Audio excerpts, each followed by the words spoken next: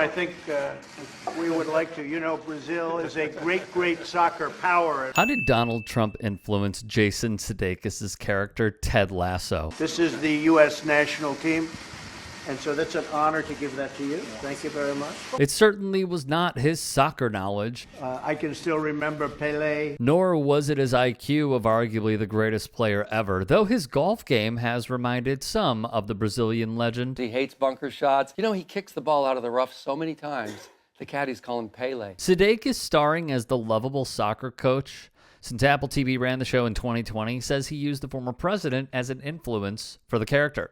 Sudeikis says it started with Trump's descent on an escalator on June 16, 2015. It marked the day he kicked off his bid for the United States presidency.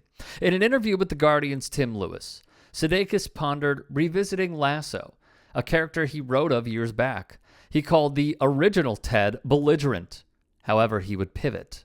So why make the new version so warm and fuzzy? It was the culture we were living in, explains Sudeikis. I'm not terribly active online, and it even affected me. Then you have Donald Trump coming down the escalator. I was like, okay, this is silly. And then what he unlocked in people. I hated how people weren't listening to one another. Things became very binary. And I don't think that's the way the world works. And as a new parent, we had our son Otis in 2014. It was like, boy, I don't want to add to this. Yeah, I just didn't want to portray it.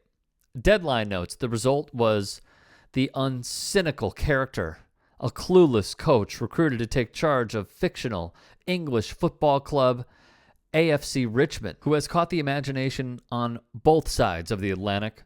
And as the show prepares to bow out, Lasso's motto, believe, has spread to even the White House. Meanwhile, Lasso's final episode will stream on Apple TV Plus on May 31st. The series has won 11 Emmys, 40 nominations included.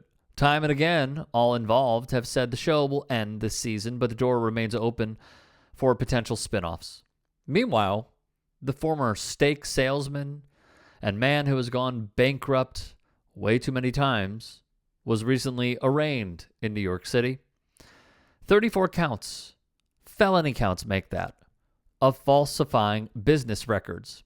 He was also found liable for sexual abuse and defamation of E. Jean Carroll and ordered to pay $5 million in damages. Per the usual, he has appealed. Donald Trump also represents 2 of the 4 presidential impeachments in U.S. history. Via The Guardian once more. At the White House, Sudeikis referred to Ted Lasso, the show and the man, as wish fulfillment. Quote, be the change you want to see in the world, he would say, paraphrasing Gandhi. Well, how about write the change you want to see in the world? Part of the joy of getting to do this neat job I've got to do is the wish fulfillment. Not just getting to play the characters, but also what do you want to put out there into the world?